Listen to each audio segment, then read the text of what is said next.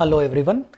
आज का डेट है 29 जनवरी 2026 और आज का डेली न्यूज़ एनालिसिस हम लोग करने वाले हैं।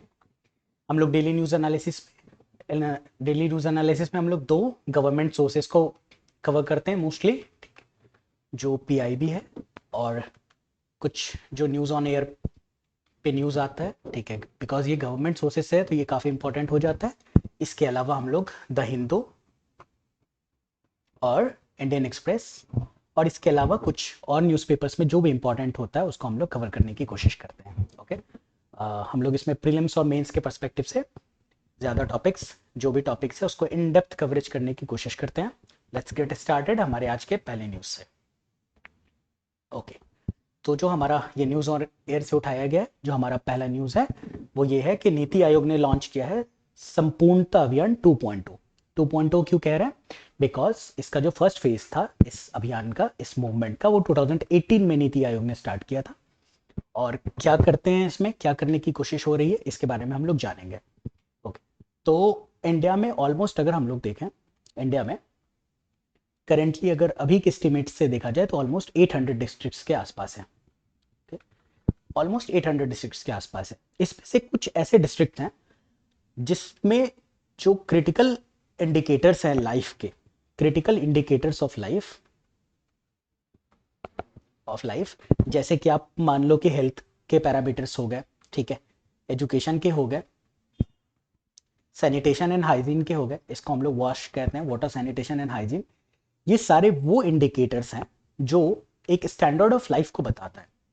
तो कुछ ऐसे डिस्ट्रिक्ट थे आउट ऑफ दीज 800 डिस्ट्रिक्ट्स, आप मान लो इसमें जो कुछ ऐसे डिस्ट्रिक्ट्स हैं जहां पे ये पैरामीटर्स, जो लाइफ पैरामीटर्स हैं और भी कुछ पैरामीटर्स, ठीक है, जो इंडिकेटर्स हैं टोटल, वो वहां पे उनका जो परफॉर्मेंस है वो बहुत खराब था। ठीक है, वहां पे आप मान लो हो सकता है कि किसी डिस्ट्रिक्ट में इन्फेंट मोर्टेलिटी रेट बहुत ज़्यादा थी, कि बच्चों की जो मृत्यु है का दर है वो बहुत ज़्यादा था। ठीक है, कहीं मैटरनल मोर्टेलिटी रेट बहुत ज़्यादा हो सकता है। ठीक है, तो इन चीज़ों को ठीक करने के लिए नीति आयोग ने एक स्कीम लॉन्च किया। उस स्कीम का नाम है एस्पिरेशनल डिस्ट्रिक्ट प्रोग्राम। ये 2018 में लॉन्च हुआ था। हम लोगों ने इसमें ट्राई किया कि नीति आयोग ने इसमें सर्वे किया और सर्वे करके उन्हें पता चला कि ऐसे 112 डिस्ट्रिक्ट्स हैं जहां पे ये पैरामीटर्स, जो health parameters, education parameter, water sanitation के पैरामीटर्स, एग्रीकल्चर के पैरामीटर्स, ये जो हैं ये काफ़ी पुअर है और इन डिस्ट्रिक्ट्स को स्पेसिफिकली फोकस करने की जरूरत है ताकि जो गवर्नमेंट की सारी स्कीम्स हैं उसको सैचुरेट किया जा सके, उसका कवरेज ज़्यादा से ज़्यादा बढ़ाया जा सके। हमें जानना यह है कि इसमें हम लोग कोई अलग से किसी तरीके का इंटरवेंशन नहीं कर रहे हैं। ऑलरेडी जो गवर्नमेंट की स्कीम्स हैं, जो ऑलरेडी गवर्नमेंट की स्कीम्स हैं, उसका कैसे ज़्यादा से ज़्यादा कवरेज बढ़ाया जा सके। ठीक है, ओके, कवरेज कैसे ज़्यादा से ज़्यादा बढ़ाया जा सके। जैसे गवर्नमेंट के पास आयुष्मान भारत है, एक स्कीम है आयुष्मान भारत। ओके, आयुष्मान भारत क्या करता है? हेल्थ को देखता है, जो हेल्थ है, हेल्थ ऑफ द सिटीजन जो है उसको बेटर करने की कोशिश करता है। तो नीति आयोग क्या करने की कोशिश कर रहा है कि वो आयुष्मान भारत जो है, ये स्कीम ऑलरेडी अवेलेबल है, ऐसे सारी स्कीम्स जो ऑलरेडी अवेलेबल है, इसका जो कवरेज है इन डिस्ट्रिक्ट्स में अच्छे से जाए, इस चीज के ऊपर फोकस है एस्पिरेशनल डिस्ट्रिक्ट प्रोग्राम में। ओके, आगे देखते हैं। नीति आयोग के सीईओ, मैंने सीईओ का नाम भी यहाँ डाला है क्योंकि स्टेट सर्विसेज में ये कभी कभी डायरेक्टली नाम पूछ लेते हैं। ओके, तो नीति आयोग के जो सीईओ हैं श्री BVR सुब्रमण्यम जी, BVR सुब्रमण्यम जी नीति आयोग के सीईओ हैं। ठीक है, इन्होंने लॉन्च किया संपूर्णता अभियान 2.0। कैसा स्कीम है? ये 3 मंथ का स्कीम है। ठीक है, ये 28 जनवरी से चालू हो रहा है और ये आपको 14 अप्रैल तक चलेगा। ठीक है, रफली 3 मंथ्स का है। 14 अप्रैल को खत्म कर रहे हैं, which is anniversary of doctor BR Ambedkar ji. ठीक है, ये कुछ प्रीलिम्स फैक्चुअल इंफॉर्मेशन भी मैं इसीलिए कवर करता रहता हूँ कि आपको इससे ये भी पता चल गया कि जो 14 अप्रैल है उसको हम लोग death anniversary of doctor BR Ambedkar ji के लिए याद करते हैं। ठीक है, तो ये स्कीम 28 जनवरी से 14 अप्रैल तक चलेगा। 3 मंथ का इंटेंसिव प्रोग्राम है, कैंपेन है, ताकि we can achieve 100% saturation of the critical developmental indicators in India's most underserved region. जैसे मैंने बताया, जो एस्पिरेशनल डिस्ट्रिक्ट प्रोग्राम था उसमें ऐसे 112 डिस्ट्रिक्ट थे जिनको माना जा रहा था कि these are the most underserved region of the country. Okay, ये है। इसके बेसिस पे जो हमारा एस्पिरेशनल डिस्ट्रिक्ट प्रोग्राम है, इसके बेसिस पे हम लोगों ने एक और प्रोग्राम को लॉन्च किया था कि डिस्ट्रिक्ट के भी अंदर जाकर के पूरी कंट्री में जो डिस्ट्रिक्ट है वो ब्लॉक्स में बटे हुए होते हैं। ठीक है, तो एस्पिरेशनल डिस्ट्रिक्ट प्रोग्राम इतना सक्सेसफुल था कि नीति आयोग ट्राई कर रहा था कि अब जो है डिस्ट्रिक्ट के भी अंदर जाकर के ब्लॉक लेवल पे देखा जाए कि कौन कौन से ब्लॉक इंडिया में ऐसे हैं, वो ब्लॉक्स जो कि डेवलपमेंटल पैरामीटर्स में बहुत पीछे हैं। ठीक है, तो इस प्रोग्राम का नाम वो 2024 में लॉन्च हुआ वो प्रोग्राम। ओके, जैसे हम लोगों के पास 2018 में एस्पिरेशनल डिस्ट्रिक्ट प्रोग्राम था, 2024 में हमारे पास एस्पिरेशनल ब्लॉक प्रोग्राम था। ठीक है, एस्पिरेशनल ब्लॉक प्रोग्राम। ओके, ये स्कीम था। ये सेम जो हम लोग एस्पिरेशनल डिस्ट्रिक्ट प्रोग्राम में करना चाह रहे थे वो सेम अब हम लोग बस ब्लॉक लेवल पे करना चाह रहे थे। ठीक है, ओके। तो संपूर्णता अभियान 2.0 किस चीज के बारे में? It is a mission mode time bound campaign designed to accelerate progress in 112 aspirational district, जैसे मैंने बताया। और जो एस्पिरेशनल ब्लॉक प्रोग्राम था वो 513 एस्पिरेशनल ब्लॉक प्रोग्राम में ब्लॉक्स में इसके सैचुरेशन को 100% करने की कोशिश कर रहे हैं संपूर्णता अभियान 2.0 में। ओके, बिल्ड्स अपॉन दी, जैसे मैंने बताया 2000 फर्स्ट फेज 2024 में हुआ था। ठीक है, सैचुरेटिंग रीचिंग दी 100% कवरेज स्पेसिफिक सेक्टर को। ठीक है, 2000 एस्पिरेशनल ब्लॉक प्रोग्राम। ओके, थोड़ा सा जान लेते हैं हम लोग। एस्पिरेशनल डिस्ट्रिक्ट प्रोग्राम 2018 में हुआ, प्राइम मिनिस्टर ने लॉन्च किया था 112 डिस्ट्रिक्ट में। ये इंपॉर्टेंट है कि 5 थीम्स क्या है, किन 5 थीम के ऊपर एस्पिरेशनल डिस्ट्रिक्ट प्रोग्राम में उन डिस्ट्रिक्ट के जो पैरामीटर्स हैं, इंडिकेटर्स, उनको ठीक किया जाएगा। तो कौन कौन से वो इंडिकेटर होंगे? हेल्थ एंड न्यूट्रिशन के। अब आप समझो कि ये जो थीम है हेल्थ एंड न्यूट्रिशन, ये फर्दर डिवाइडेड हो सकते हैं सब कंपोनेंट में। लेट्स सपोज कि आईएमआर, इन्फेंट मोर्टेलिटी रेट भी ठीक करना है, मैटरनल मोर्टेलिटी रेट भी ठीक करना है। ठीक है, इस तरीके से ये सारे के सारे जो 5 थीम्स हैं, these are further divided into sub components, sub themes. Okay, second theme हमारा क्या है? पहला था health and nutrition, second education है, थर्ड क्या हमारे पास? Agriculture and water resources. ठीक है, फोर्थ क्या है? Financial and inclusion and skill development, और फिफ्थ क्या है? इंफ्रास्ट्रक्चर है। ओके, ठीक है। इस तरीके से, हाँ, तो मैंने बोला कि ये जो 5 थीम्स है ये फर्दर सब डिवाइडेड है। टोटल कितने इस 5 थीम्स में कितने टोटल सब थीम्स है? इंडिकेटर्स 49 इंडिकेटर्स है।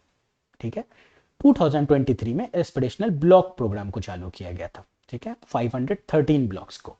ठीक है, ये जो ब्लॉक्स है ये total 329 district, all over India के 329 डिस्ट्रिक्ट के अंदर 513 ऐसे ब्लॉक मिले, 513 ब्लॉक ऐसे मिले जिनका जो इंडिकेटर्स है वो बहुत, डेवलपमेंटल इंडिकेटर्स है वो बहुत खराब था और उसके ऊपर काम किया जाना था।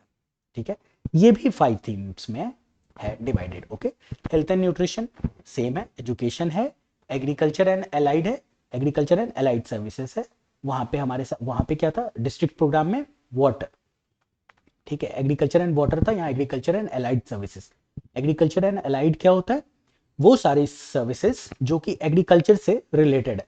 लाइक आप समझो कि पोल्ट्री फार्मिंग, ठीक है, फिश फार्मिंग। ओके, इन सबको हम लोग एलाइड सर्विसेज कहते हैं। इसके अलावा basic infrastructure and social development. तो आप देखो हेल्थ एंड एजुकेशन तो दोनों में कॉमन है, एग्रीकल्चर भी कॉमन है, ये जो पार्ट है ये थोड़ा डिफरेंट है। ओके, ठीक है, और ये भी 5 themes, these 5 themes are also further subdivided into 40 indicators. ठीक, ओके। तो ये था aspirational district program and aspirational block program. हम लोग नेक्स्ट टॉपिक पे चलते हैं, काफी इंपॉर्टेंट है। Vice president ji, prime minister and home minister pays tribute to Lala Lajpat Rai, Lala ji on his birth anniversary. ठीक है, जानने की कोशिश करते हैं। लाला लाजपत राय, इनको पंजाब केसरी भी कहा जाता था, इनका टाइटल पंजाब केसरी का था। ठीक है, डायरेक्टली प्रीलिम्स में आपको फैक्चुअल सवाल के तौर पे आ सकता है। उनकी बर्थ एनिवर्सरी थी, उसको जो है अभी मनाया गया है। इनका जो लाइफ स्पैन रहा है 1865 से 1928 के बीच में, he was born in Punjab and therefore वो पंजाब केसरी भी हम लोग कहते हैं। एक फैक्शन था इंडियन फ्रीडम स्ट्रगल के टाइम में, एक फैक्शन था एक्सट्रीमिस्ट फैक्शन। ठीक है, ये फैक्शन मॉडरेट फैक्शन के बाद, मॉडरेट फैक्शन के बाद आता है। मॉडरेट फैक्शन क्या था? वो जो ब्रिटिश के अगेंस्ट लड़ने के लिए कॉन्स्टिट्यूशनल वे को अपनाते थे।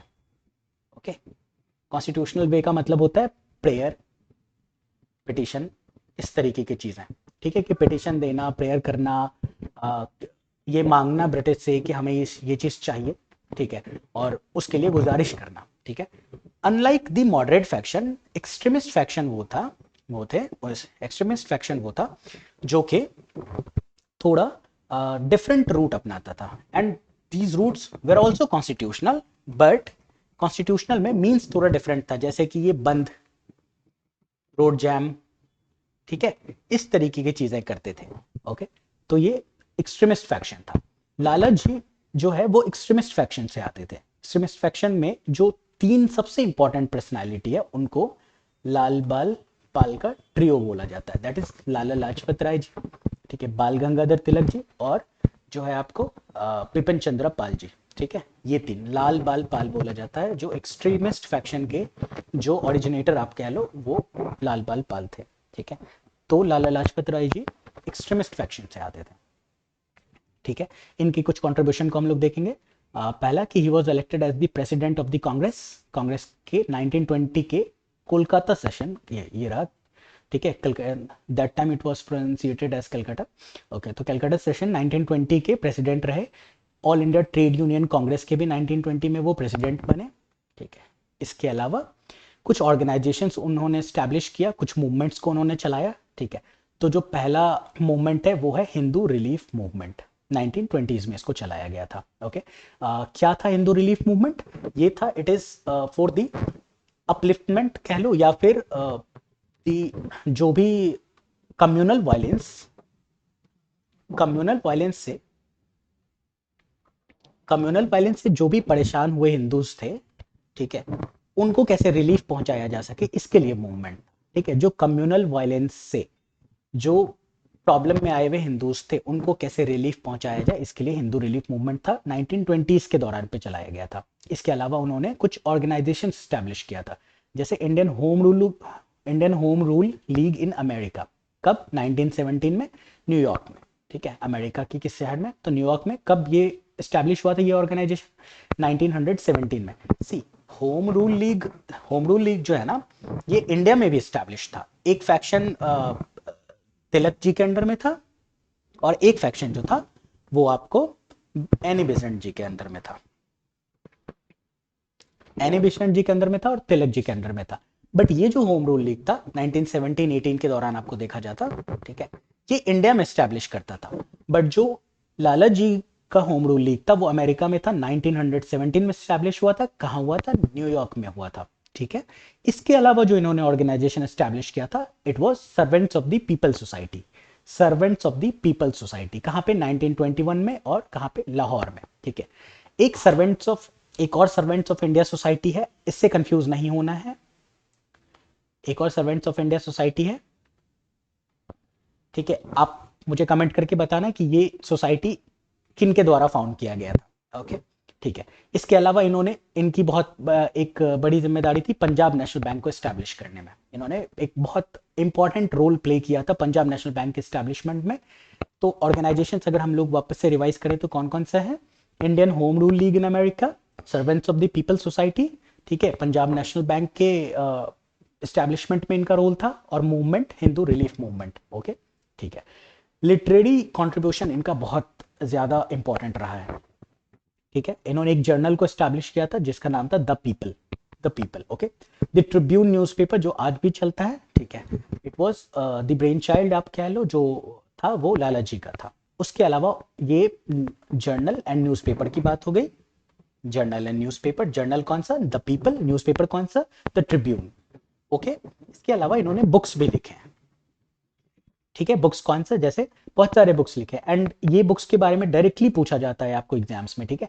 अनहैप्पी इंडिया, वेरी इंपॉर्टेंट, बहुत बार पूछा जा चुका है। अनहैप्पी इंडिया, यंग इंडिया, ठीक है, यंग इंडिया, जिसमें बाद में एनी बेसेंट भी लिखती हैं, ठीक है, इसमें एनी बेसेंट में लिखती हैं। History of the Arya Samaj, ठीक है। उसके अलावा इंग्लैंड्स डेट टू इंडिया, ठीक है।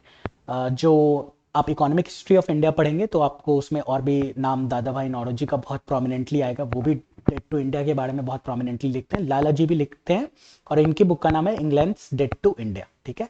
और उसके बाद वो बायोग्राफीज भी लिखते हैं, किसकी, मजीनी की, गैरिबाल्डी की, एंड स्वामी दयानंद की, स्वामी दयानंद सरस्वती जी, जो कि आर्य समाज के फाउंडर हैं, ठीक है, जो आर्य समाज के फाउंडर हैं, ठीक है। इनकी भी बायोग्राफी लिखते हैं, मजीनी और गैरिबाल्डी के भी लिखते हैं। ये कौन है, ये इटालियन मूवमेंट, जो इटली का जो नेशनल मूवमेंट है उसके हीरोज हैं, okay, Mazzini and Garibaldi, okay. तो इनकी भी बायोग्राफीज लिखते हैं, ओके। नेक्स्ट जानेंगे हम लोग कि यस मैंने साइमन का, इसको हम लोग नेक्स्ट पूरे स्लाइड्स में पढ़ने की कोशिश करेंगे। वैल्यूज हम लोग यहाँ से देखने की कोशिश करेंगे। हम लोग हमेशा कोशिश करते हैं कि GS4 एथिक्स की भी जो वैल्यूज वाली टॉपिक है, जब भी किसी लीडर को पढ़े तो जो वैल्यूज वो क्या पोर्ट्रे कर रहे हैं हम लोग उसको कवर करते चलेंगे, ठीक है। करेज, ऑब्वियसली अभी आपको पता चलेगा नेक्स्ट स्लाइड में इनकी करेज की पूरी कहानी। सेल्फ सेक्रीफाइस, बिकॉज इंडिया को फ्रीडम दिलाने के दौरान इनकी डेथ हो गई, ठीक है। सो ही sacrificed himself for the freedom of the country। इससे बड़ा सेल्फ सेक्रीफाइस का एग्जांपल क्या होगा, परसेवरेंस, बिकॉज वो बहुत लंबे, परसेवरेंस क्या होता है कि आप पेशेंस के साथ, पेशेंस भी है और हार्डवर्क भी है, ठीक है, और आप परसिस्टेंट हो, ठीक है, आप परसिस्टेंटली लड़ रहे हो किसी चीज को, लगातार कर रहे हो, लगातार हार्डवर्क कर रहे हो और पेशेंस के साथ आप कर रहे हो ये चीज, ठीक है। This is perseverance. ये सारी वो वैल्यूज है जो एग्जाम्पलीफाई करती है, जो एग्जाम्पलीफाई किया गया है लाला जी के द्वारा, ठीक है। हम लोग थोड़ी सी हिस्ट्री देखेंगे, events before and after the death of the Lala ji, ठीक है। सो एक्चुअली में हुआ क्या था कि 1919 में गवर्नमेंट ऑफ इंडिया एक्ट आई थी। ये कुछ कॉन्स्टिट्यूशनल रिफॉर्म टाइप इंडिया में लाने की कोशिश कर रही थी, ठीक है। इन्होंने लाया कुछ रिफॉर्म, ब्रिटिश ने। इस एक्ट में एक प्रोविजन था कि 10 इयर्स के बाद, दैट इज इन 1929, हम लोग यहाँ पे इस एक्ट को वापस से रिव्यू करेंगे और जानेंगे कि how this act is performing. But कुछ रीजंस के कारण ब्रिटिश ने 1927 में ही इसको सोचा कि इसको रिव्यू करते हैं। इसको रिव्यू करने के लिए उन्होंने एक कमीशन बनाया जिसका नाम साइमन कमीशन था, ठीक है। साइमन कमीशन बनाया। साइमन कमीशन इसका अनऑफिशियल नेम था, ऑफिशियल नेम इसका इंडियन स्टैट्यूटरी कमीशन था। क्या था, इंडियन स्टैट्यूटरी कमीशन नाम था इसका। आपको डायरेक्टली पूछ सकता है तो आप कंफ्यूज हो जाओगे कि साइमन कमीशन तो पढ़ा है, ये कौन सा कमीशन है, ठीक है। इंडियन स्टैट्यूटरी कमीशन और अनऑफिशियली कॉल्ड साइमन कमीशन, ठीक है।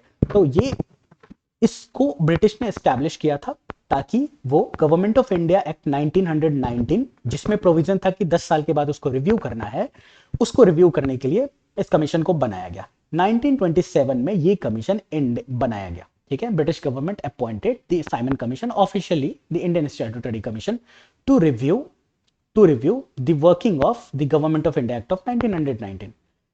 प्रॉब्लम क्या था कि ये सारी के सारी कमीशन में टोटल 7 मेंबर्स थे इस कमीशन के, headed by Simon, Charles Simon, जो उसके हेड थे, ठीक है। ये सारे 7 मेंबर कौन थे, सबके सब 7 मेंबर कौन थे, ये ब्रिटिश एमपीज थे, जो ब्रिटिश पार्लियामेंट है उसके एमपीज थे ये, ओके। सो इंडियंस को ये बात बहुत बुरी लगी कि एक कमेटी बनाई गई है जो कॉन्स्टिट्यूशनल रिव्यू करना चाह रहा है इंडिया में, बट इसमें कोई भी इंडियन नहीं है, नो इंडियन, कोई भी इंडियन नहीं था इसमें, ठीक है। एंड ये इंडियंस के सेल्फ रिस्पेक्ट के ऊपर कहीं ना कहीं लगा था, तो इसको लेकर के प्रोटेस्ट हो रहे थे, इंडिया में प्रोटेस्ट हो रहे थे। एंड पूरे इंडिया में the moment Simon commission India में लैंड करता है, उसको साइमन गो बैक का ब्लैक फ्लैग, जो ब्लैक फ्लैग है वो दिखाया जा रहा था, ओके। ब्लैक फ्लैग से साइमन गो बैक, ये पूरा चल रहा था, ये आप जानते हैं, ठीक है। ये कमीशन रिव्यू के दौरान 30 अक्टूबर 1928 को ये साइमन कमीशन जो है, ये जो कमेटी थी, ये लाहौर पहुंचती है। सिंस हम लोगों ने पढ़ा कि लाला जी का जो बर्थ प्लेस है, जो वो पंजाब के हैं, ठीक है, ये लाहौर अब पाकिस्तान में, बट उस टाइम जो है अनडिवाइडेड इंडिया में होता था। लाला जी वहां पे इस चीज को लीड कर रहे थे, इस कमीशन के अगेंस्ट जो लड़ाई थी उसको लीड कर रहे थे। प्रॉब्लम क्या हुआ कि जो लाहौर पुलिस थी उसके सुपरिटेंडेंट ऑफ पुलिस थे जेम्स स्कॉट थे, ठीक है, जेम्स स्कॉट थे उसके सुपरिटेंडेंट ऑफ पुलिस। और जेम्स स्कॉट ने ऑर्डर दिया कि लाठी चार्ज किया जाए, ठीक है। उस लाला जी जिस प्रोटेस्ट को लीड कर रहे थे उसके ऊपर, प्रोटेस्ट के ऊपर लाठीचार्ज किया जाए। और उस प्रोटेस्ट में लाला जी के सर पे एक चोट लगी और उसके कारण वो सीवियरली इंजर्ड हो गया। 18 दिन तक उन्होंने इस चीज को झेला और उसके बाद उनकी डेथ हो गई इंटरनल इंजरी के साथ, जो कि उनके सर पे लगा था, okay. So during the lathi charge, जैसे मैंने बोला, लाला जी ने एक हिस्टोरिक यहाँ पे एक स्टेटमेंट दिया था। आपको डायरेक्टली ये स्टेटमेंट भी पूछा जा सकता है, that every blow struck at me will prove a nail in the coffin of the British imperialism. Okay, किसने बोला था? ये लाला जी ने बोला था। 17 नवंबर, ठीक है, वो 30 अक्टूबर को हुआ था वो इवेंट जिस दिन लाठीचार्ज किया गया था। 17 नवंबर, ऑलमोस्ट 18 डेज के बाद लाला जी की मृत्यु हो जाती है। He died, okay, due to the internal injuries, ठीक है। एंड ये जो इंजरी था वो काफ़ी डीपली अफेक्ट किया जो HSRA था वहाँ पे लाहौर और पंजाब के एरिया में भी। एक ऑर्गेनाइजेशन बहुत प्रोमिनेंट था, हिंदुस्तान सोशलिस्ट रिपब्लिकन एसोसिएशन, जिसके मेंबर भगत सिंह थे, ठीक है, बटुकेश्वर दत्त थे, राजगुरु थे, सुखदेव थे, और भी बहुत सारे मेंबर थे इसके, ठीक है। तो ये सारे मेंबर थे इसके, और इन लोगों को ये बात इस इवेंट के, लाला जी के डेथ को वो रिवेंज लेना चाहते थे, ठीक है, वो रिवेंज लेना चाहते थे।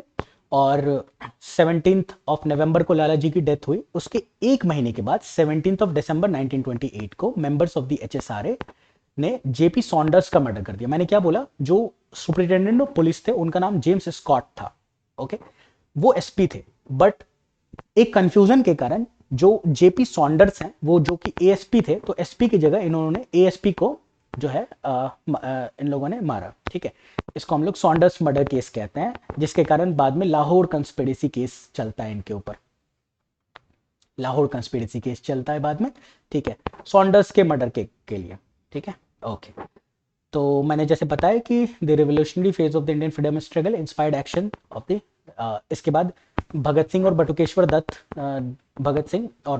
दत्त जो है 1929 में जो असेंबली थी इंडिया में, जो पार्लियामेंट्री असेंबली थी, सेंट्रल लेजिस्लेटिव असेंबली, उसके ऊपर उन्होंने नॉन लीथल बॉम्ब भी जो है वो थ्रो किया था, ठीक है। ये है इवेंट सारे के सारे। मैंने जैसे बताया कि जो सॉन्डर्स मर्डर था, सॉन्डर्स मर्डर जो ASP था, ठीक है, इसका कंफ्यूजन में जो है, इसके मर्डर के कारण जो है लाहौर कॉन्स्पिरेसी ट्रायल चलता है, और इसी कॉन्स्पिरेसी ट्रायल में भगत सिंह, राजगुरु एंड सुखदेव को जो है, इन राजगुरु जी को, सुखदेव जी को, इन सबको ट्राई किया जाता है और हैंग कर दिया जाता है। जो कब किया जाता है हैंग? 23 मार्च 1931 को, ओके। तो हम लोगों ने इस तरीके से लाला जी के बारे में जाना, उनके ऑर्गेनाइजेशंस के बारे में जाना, उनके मूवमेंट के बारे में जाना, वो प्रेसिडेंटशिप के बारे में उनके जाना, और हम लोगों ने जानने की कोशिश की है यहाँ पे कि the event before and after the death of Lala ji, okay. In detail coverage हम लोगों ने किया है इस चीज का। एक लास्ट टॉपिक है हमारा, ठीक है, supreme court extends tenure of Geeta Mittal committee formed to provide healing touch in Manipur.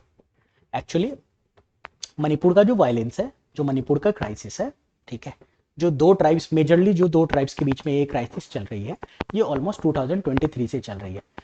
इस क्राइसिस में बहुत सारे अनफॉर्चुनेट डेथ, ठीक है, ह्यूमन राइट्स वायलेशन, डेथ, सब कुछ हुआ है, ओके। तो इसमें एक जो प्रोमिनेंट चीज निकल करके आई कि विमेन के अगेंस्ट बहुत एट्रॉसिटीज हुई, ठीक है, ह्यूमन राइट्स का वायलेशन में जो विमेन राइट्स का जो वायलेशन है वो भी बहुत ज्यादा हुआ। तो इस कारण सुप्रीम कोर्ट ने कमेटी अपॉइंट की, गीता मित्तल कमेटी। 3 जजेस की कमेटी है, हेडेड बाय जो फॉर्मर एक जम्मू एंड कश्मीर की चीफ जस्टिस थी, गीता मित्तल जी, ठीक है, गीता मित्तल जी जो former chief justice of JNK, जो Jammu and Kashmir high court थी, तो उनके अध्यक्षता में वो हेड कर रही हैं इस कमेटी को।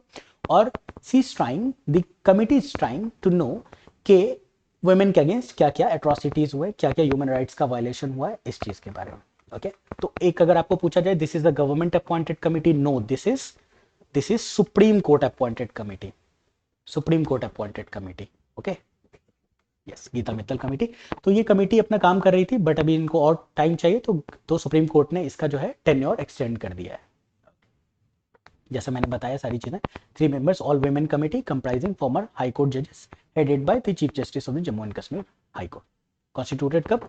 अगस्त 2023 में। अभी उसको एथनिक क्लासेस जो भी हो रहे हैं मणिपुर में, उसके वायलेशन, उसमें जो ह्यूमन राइट्स वायलेशन हुआ है, उसको जो है जानने की कोशिश की जा रही है, ओके, ठीक है।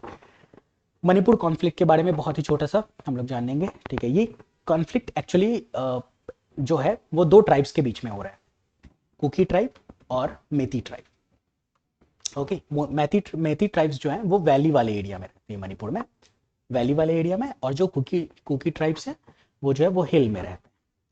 कुकी ट्राइब्स के पास जनरली, कुकी ट्राइब्स के पास वो मोस्टली एसटी स्टेटस है, इनके पास एसटी स्टेटस है, शेड्यूल्ड ट्राइब्स का स्टेटस है, मेटी के पास नहीं था।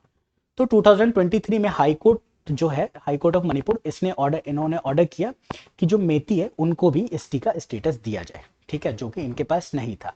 Okay, this led to clash, क्योंकि डिफरेंसेस थे कुकी ट्राइब और मेती ट्राइब में, ठीक है। कुकी ट्राइब को ये लगता है कि अगर एसटी का स्टेटस दे दिया जाएगा मेती ट्राइब को, जो कि वैली के हैं, तो ये लोग भी हिल वाले एरिया में आकर के जो है वो लैंड एक्वायर कर सकते हैं, ठीक है, लैंड खरीद सकते हैं। ओके, बिकॉज ये स्पेशल स्टेटस स्टेट में आता है 371 सी में, तो लैंड अभी तक पॉसिबल नहीं है इस तरीके से लेना, ठीक है। बट अगर स्टेटस मिल जाएगा तो ये भी लैंड एक्वायर कर सकेंगे, ठीक है। और ये एक प्रॉब्लम लगा कुकी ट्राइब को, जो कि हिल पे रहते हैं। उनको प्रॉब्लम इसलिए है क्योंकि दे से कि जो डेमोग्राफी है मणिपुर की, हिल की एरिया की जो डेमोग्राफी है वो चेंज हो जाएगी, ठीक है। हिल की जो डेमोग्राफी है वो चेंज हो जाएगी, प्लस क्या और है, कुछ जॉब को लेकर के इशू है।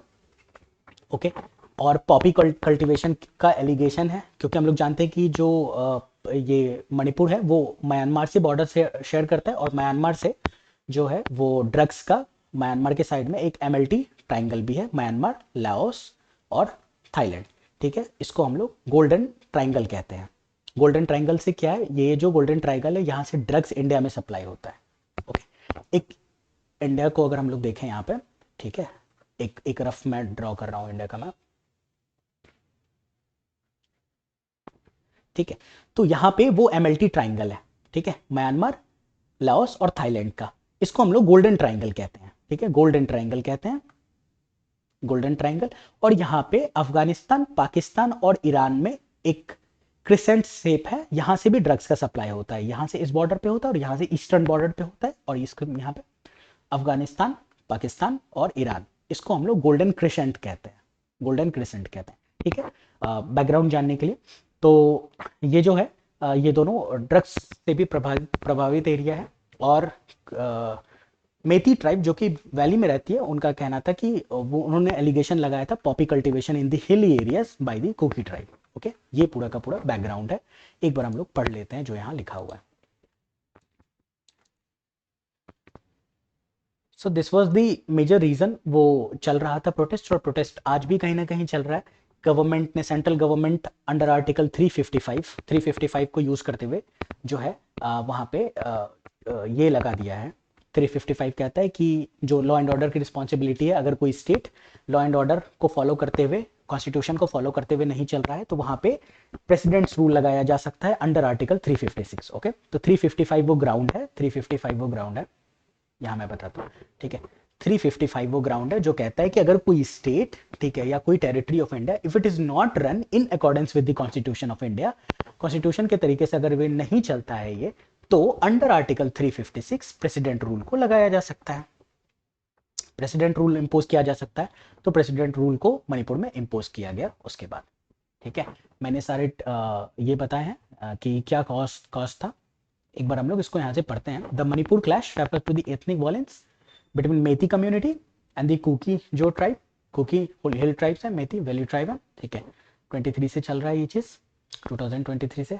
एसटी लिस्ट को लेकर के मैंने बताया आपको, लैंड राइट्स, कॉन्स्टिट्यूशनल सेफगार्ड्स, इन चीज़ों को लेकर के चल रहा है, ठीक है। वायलेंस कब इरप्ट हुआ? 2003 मई, 3 मई ऑफ 2023 में, क्योंकि एक ट्राइबल सॉलिडेरिटी मार्च चल रहा था एंड उसमें वायलेंस इरप्ट हो गया और उस कारण हुआ, ठीक है। रूट कॉज मैंने बताया, conflict over land ownership and status, ठीक है। उसके बाद mistrust between hill and valley communities, allegation related to illegal immigration, poppy cultivation, ये सारी चीज़ें हैं, ठीक है। ओके, तो ये सारा हमारा आज का टॉपिक था। थैंक यू, बताना आपको कैसा लगा, एंड कीप लिसनिंग, जो भी आप सुनते रहो, कीप फॉलोइंग अस, और सीखते रहो, और बताओ कि आपको कैसा लग रहा है, क्या और करने की ज़रूरत है। Thank you, keep learning.